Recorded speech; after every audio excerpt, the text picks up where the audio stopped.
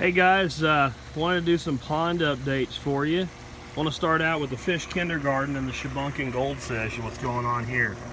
First of all, you might wonder, is he fishing? No, I'm not fishing. What this is a spawning mop. It's just, you just make these out of yarn. And this is because these guys might be old enough to spawn already. I'm not really sure, but I do think I've seen some spawning behavior.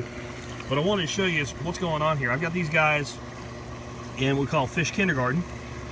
So they're all nice and protected, even though there's nothing to be protected from yet. But as you see, they're now you can't see the one they're nibbling on my hand already. I put a video out the day after they went in. It's only a couple days ago, and you didn't really get to see them very good. But this is after just a couple days of goldfish training. And that's all I'm doing is every time I feed them, I'm putting my hands in the water. And they're nibbling on me and hanging out. Basically, I want them to completely associate me and human hands with food so that we always have them kind of hanging out and being social with us.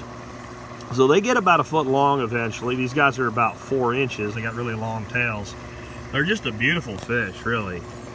They're a good alternative to koi because, you know, koi get 3 feet long or more, and they produce a lot more waste than goldfish.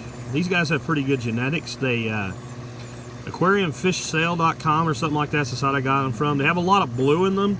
With Shubunkins, that's what you're looking for. That's a higher grade fish, is the ones with blue in them. So they're hanging out. There is a couple koi in there. There's Mr. Platinum koi and Mr. Creamsicle koi down there.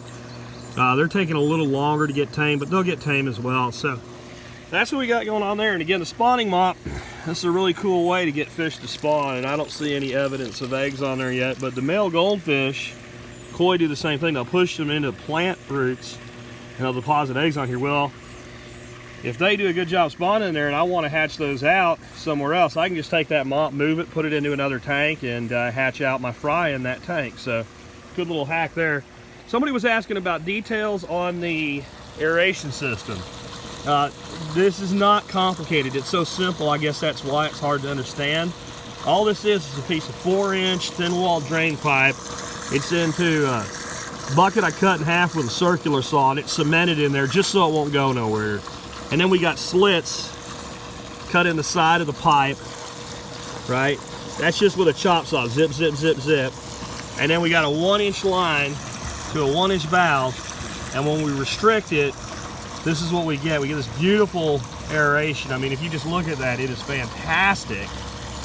And I came up with that in my head, just like, I think this will work, and decided to go ahead and try it, and it works. That's it. There's nothing else to it. It's just water.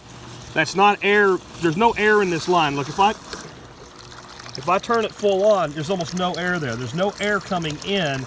The air is all from disturbance. And it's just about finding the right amount of restriction of the valve that gives you the most amount of disturbance. So that's all there is to that. Some stuff we've done since we got it in. Obviously, we've got some service vegetation going on, some water lettuce and duckweed. Dwarf Cattails been planted, a couple of these. We've got some water hyacinth here.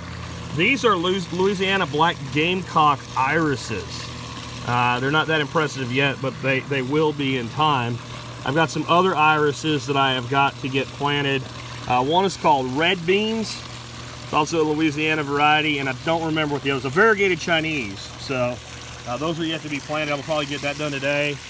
A little of our Dwarf Corkscrew Rush here. That doesn't look real good right now, but it will. That's just a piece I broke off of another one. Dwarf Lily Pad. We got that going on. I got some leopard frog tadpoles coming in from eBay. They're going to go in here. You know, before we start stocking bigger fish in here is the time to establish the ecosystem when they won't all get eaten. More of the Corkscrew Rush. Thai water spinach. Planted that seed about a week ago. It's coming up nicely. That should do really beautifully in here. That should give us a lot of surface vegetation as well. A very good eating plant, and also something the ducks like to eat. More oxygen going on there. More cattail. Pickerel Rush. You've seen this in the prior video, if you've seen the video anyway, but we got Valesneria, which is a plant out of my aquarium down there, grass. Grows really fast, and we got water wisteria. And the water wisteria is really starting to come around.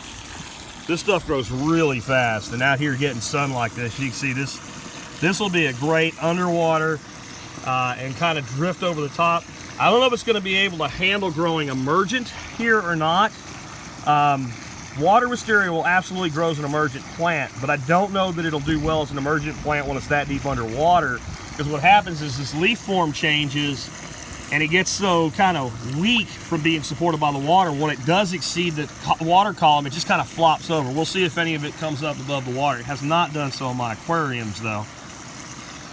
And more of the corkscrew rush. This is a great plant. What I like about this for minnows and all, if you think about it, when they need to hide, as this stuff grows in, you've got all these little spots in here that they can get into, you know, that your bigger fish that want to eat them can't. Water poppy, man, I've had this plant 2 years and I just didn't have a place with enough sun, and it's never done much, and boy, it's just in a week it's taken off like crazy. I'm hoping this works out. I've not seen it flower yet. It's supposed to get a bunch of little yellow flowers on it, so that'll be cool. So that's where the pond's at right now, and let's go say hi to our little fish friends here once again before we go away. You can see even if they don't get fed, they now think that fingers mean food. Look at nibble nibble there. Then they're leaving too. They're like, hey, where's our food? We're not going to stay and play if you won't feed us. Well, I'll get you guys a little more food. We'll turn the camera off. Anyway, guys, you got any questions about this pond, go ahead and let me know. I think it's the first video I've put out on YouTube about it. I've been doing everything else on Facebook. I'll start trying to put it on both for you guys going forward. And hope you guys have a great day. Again, any questions, let me know. I know the number one question for people that don't know, how much is the capacity of this pond? It's 12 foot by 12 foot by 38 inches deep, roughly 3,200 gallons.